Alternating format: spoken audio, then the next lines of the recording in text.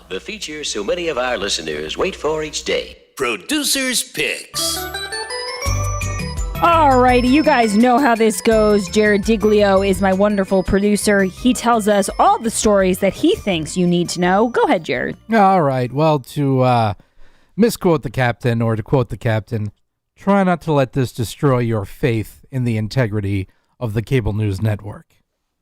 Fabulous. CNN Business is investigating a culture of how it treats women, according to a staff insider. This is interesting because recently Brooke Baldwin, who you guys remember, she was an anchor on one of the programs on CNN, and she did talk a little bit about how I'm not sure if she was involved in CNN Business, but she did say how some of the business at CNN, or some of the leadership, it's mostly male. And I think she was on a podcast, and she just kind of went into the fact that there could be more representation for women. I'm paraphrasing on a summary I read. So yeah, she gave that quote in an interview to Ms. Magazine, actually, where she said, "The most influential anchors on the network, the highest paid are men. My bosses, my executives are men. The person who oversees CNN Daysat is a man. My executive producer for 10 years is a man."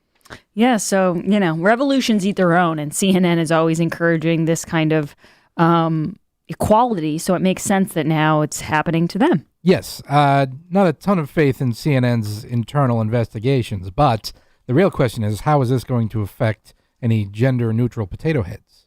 There's no time for potato heads that they may have in their employ. Can we talk about internal investigations? Like how counterproductive they must be? I mean, remember with the whole Matt Lauer thing when NBC was like, "Oh, we're gonna look into this."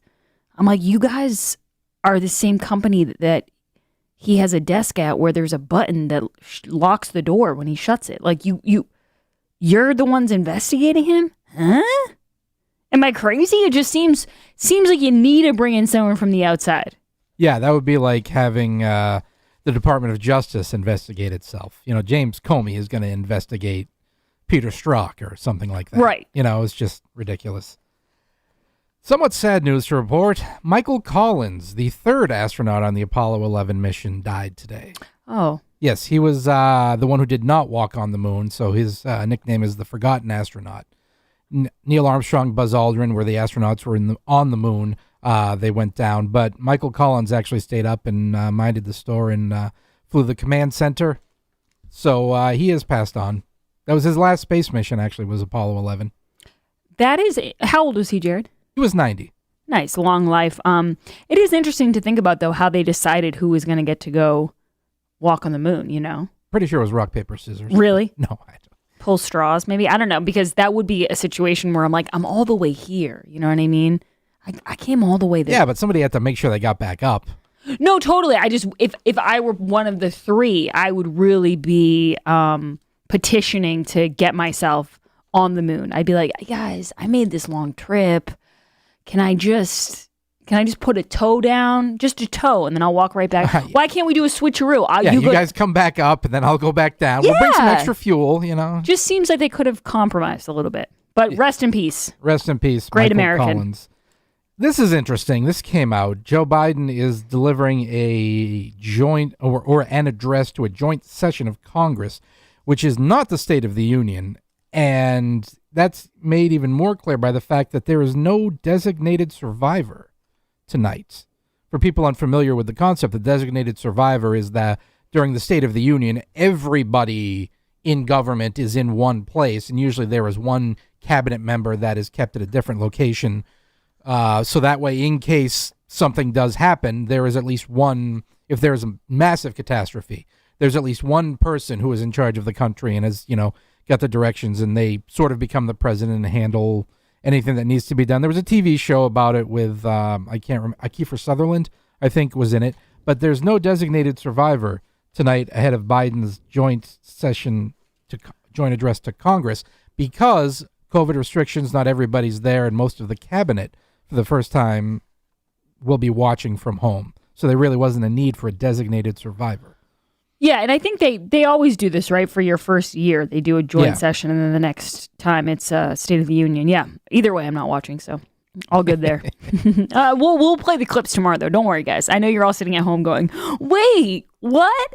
If you guys aren't watching, who are we going to get the recap from?" We'll watch it tomorrow. We're just, on our spare time at our homes, we are not going to subject ourselves to that.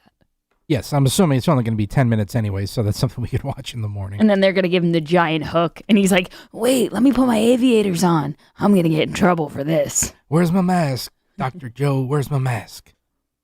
Don't know if you heard about this over the weekend, but in Lincoln, Nebraska, the Josh fight happened. I saw this. Yeah, I've had it in the queue for a couple days. There was other stuff, but yes. They all had the noodles. Yes. The what are they called? Pool noodles. Pool That's noodles. correct. Yep. The Josh fight was a viral internet meme and mock fight at Air Park in Lincoln, Nebraska this past Saturday. It was originally conceived by a civil engineering student named Josh Swain from Arizona, and he basically put together a Facebook Messenger group where really the premise is, all right, there are so many people named Josh, only one of us can be named Josh. So if your name is Josh, meet in Nebraska at these coordinates, and we're gonna have a battle royale to decide once and for all who gets to keep the name Josh. And everybody who loses, you have to change your name. This was kind of organized last year, but it never happened because of COVID and various other things. So they had it this past year. You know what? This past weekend. Normally, I would be judgmental about this story, and I would say, once again, hobbies. We need hobbies in this country. But actually, compared to criticizing people for not wearing masks, this counts as a hobby. So if you're gathering to fight over your name being Josh and you're not telling people what to do, then more power to you. Josh is Josh's. And actually, the gathering raised almost $12,000 for the CH&MC and collected over 200 pounds of food for a nearby food bank. So There you they go. did a good job. The winner, 4-year-old local boy named Josh Vincent Jr., dubbed Little Josh, although now I guess he would just be Josh. He'd been treated at the Children's Hospital and Medical Center in Omaha for seizures when he was 2 years old. He was crowned with a paper crown from Burger King as well as a replica AEW World Championship belt. Very cool. So that was kind of a cool, fun little story. You know what that just made me think of, though? You said Lil Josh. I always think of when you name someone a junior, or, it more happens with women, because you'd be surprised, Jared, but especially in like South Boston and stuff, women would name their daughters after them. And then what happens inevitably is one of the women becomes, now let's just say, I'm trying to think of a name here. Any name, like Anna. Then you got Big Anna and Little Anna. And that's one reason I would never name someone after me, because I don't want to be Big Grace or Little Grace. I just want to be Grace, Just a thought. These are the things, guys, that are going on in my head. All right, so in the continuing theme of insane people on the internet, yesterday we had the Saki Bomb singer. The day before was the kid at the vaccine event singing Dr. Fauci to Sandman. This is a quick one. This is Samaya Music, on TikTok. And this was her take on vaccinations and the masks.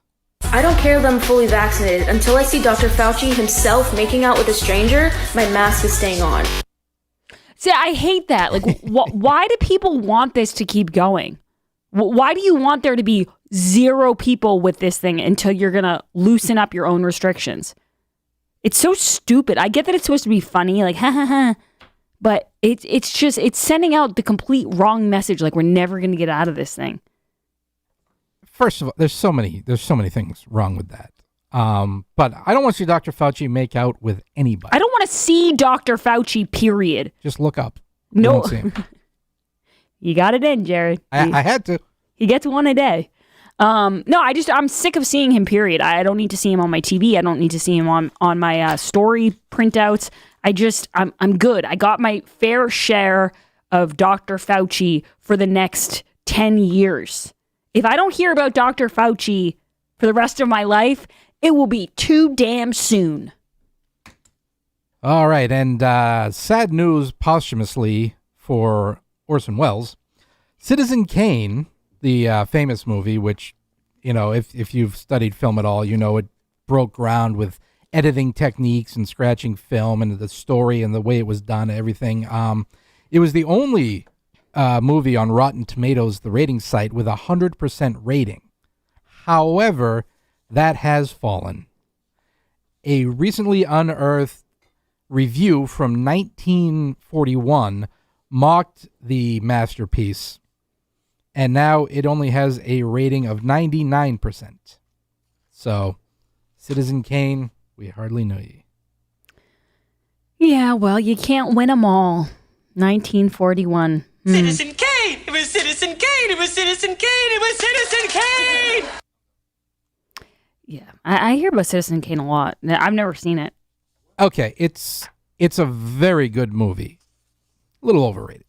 It's a very good movie, but it's a 99% good movie. You know what I mean? There's that 1% where it could have improved a little bit.